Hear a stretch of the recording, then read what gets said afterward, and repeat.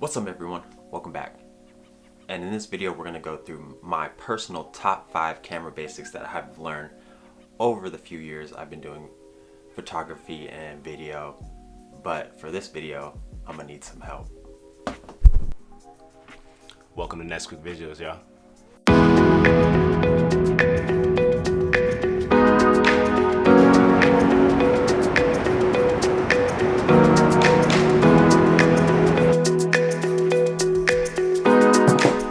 Welcome back everyone, and I'm doing my top 5 rookie mistakes that I made personally for filmmaking and photography. If you guys don't know yet, this is my boy, NequickVisuals. What's up, y'all? And he specializes in Videography, music videos, commercial work, anything that has to do with video. So let's break it down into my top 5, or I guess bottom 5, whatever you guys want to call it. So number 1 is don't shoot in auto anything. This doesn't include auto focusing because you can't really control that, right? Yeah, autofocus nowadays has been so good that the point where people use it on professional shoots right now, so there's no reason why we shouldn't be using it on our cameras. Depending on what camera you use. If you have an older camera, sometimes you want to just use manual focus, but definitely if you have a newer camera, anywhere from like the T3Is to any of the Fujis or the Sonys, autofocus is definitely the way to go. You can't do manual anyways because you're gonna need 2 people. You're gonna need me back here. You need too many people if you're gonna make YouTube videos, so manual focus is not gonna work out. Lower light photography stuff, manual focus is key, but in this case, no. If you guys check out my last video, I made a huge mistake on white balance, and if you guys want to learn about white balance, check out Nesquick's video. It's coming out this week. Coming out before this video, so you it's guys probably can gonna be collab in that. Up right there. You know how to tag me. Yep. It's gonna be up. It's gonna be up right right there. See, you don't want to shoot anything auto that has anything to do with your exposure. So your aperture, you always want to keep control of your aperture based on if you want how much exposure you want into your camera and the shallow depth of field. If you see in all the YouTube videos where they have the creamy, smooth bokeh in the back, you want to control that. You don't want it to go from bokeh in the back to complete just everything in focus. So definitely, if you shoot auto, you're not gonna have full control of that, and that's an issue. Yeah, the light, it'll be blown out. It'll just keep switching lighting. I'll show an example of my previous video where I was shooting auto white balance, and you can see it's changing extremely from like warmer colors to cooler colors, which was like a huge mistake. I still dropped the video, so give it a thumbs up still. Basically, you want to control every single thing. Auto ISO is a little bit different. If you're vlogging and you don't have full view of the screen at all times, sometimes auto ISO works out for you. But usually if you're behind the camera shooting other people, you want to stay away from anything auto besides autofocus. Cool. Shoot more than you need. When I was shooting a promo video for my boy Cody Oaks, I shot a lot less than I needed, and I was struggling to piece together a decent promo video. We got it done, but with his help, we overshot everything. So that portion turned out really well, and it's actually a majority of my promo. Yeah, the worst part is like when you're shooting for other people. I shot a music video for this one guy, and the music video was dope, but it got to the point where I was putting all the B-roll in, and I noticed that I only had maybe a couple minutes of B-roll, which is not okay. Doesn't work out, no. So there's a lot of times where I just took the same shot and either reversed it or changed the colors on it, and it turned out really good just because I got real creative with it. But ideally, you don't want to get to that point, especially on a paid shoot. You want to make sure that you get it. I'd rather have that footage than not enough. Mistake number 3. Double frame rate rule. So when you're shooting, your shutter speed needs to be double what you're shooting your frame rate. So currently we're shooting at 24 frames a second, and I didn't even check. So 24 frames a second, and I got it right that we're shooting at 1/60th of a second.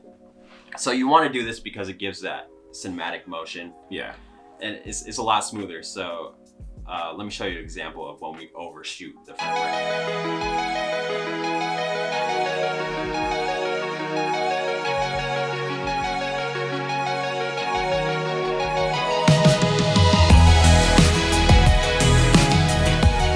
You want to keep it about double your frame rate and just keeps a natural blur. If you have it less than that, everything's gonna be more blurry than what you normally see. And if you have it more than that, everything's gonna be awkwardly just very sharp and focused. 4, Bring multiple batteries and memory cards. Always. In a case like this, in a case like this, I have like to these things.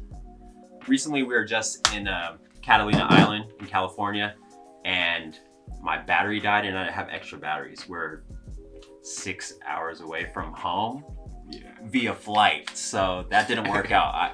All the footage we caught in Catalina was on his camera. Also, the memory card is so important because if you're doing shoots away from your home and you don't have extra memory cards, you're kind of assed out on that portion. If you get a full memory card and then next thing you know, you don't have any place to dump all your memory, like a laptop or anything, your camera's basically useless because now you can't shoot anything unless you delete some of your old footage. And what's the point of getting more footage? You just got to keep on deleting more. If you have a laptop and stuff, I highly recommend this external hard drive. Take this everywhere with you so you can dump your footage. It's rugged. This, let's see, 2 terabyte. I recommend going 2 terabytes or higher. That way, this takes time that you have to dump the footage, but at least you have a plan. 5, last one is be confident out there. It doesn't matter if you're new to this or you've been doing this for a couple years, be confident in what you're doing. Because odds are you know more than the person next to you that just got started or hasn't even picked up a camera yet.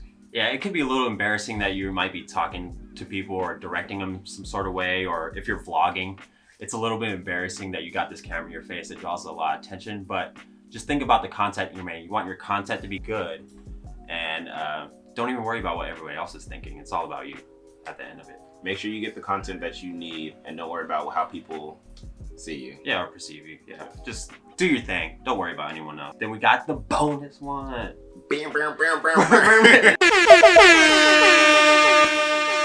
Use what you got. Don't worry about the type of equipment you got. You don't need all this Boca Delicious 85 mil. Yeah.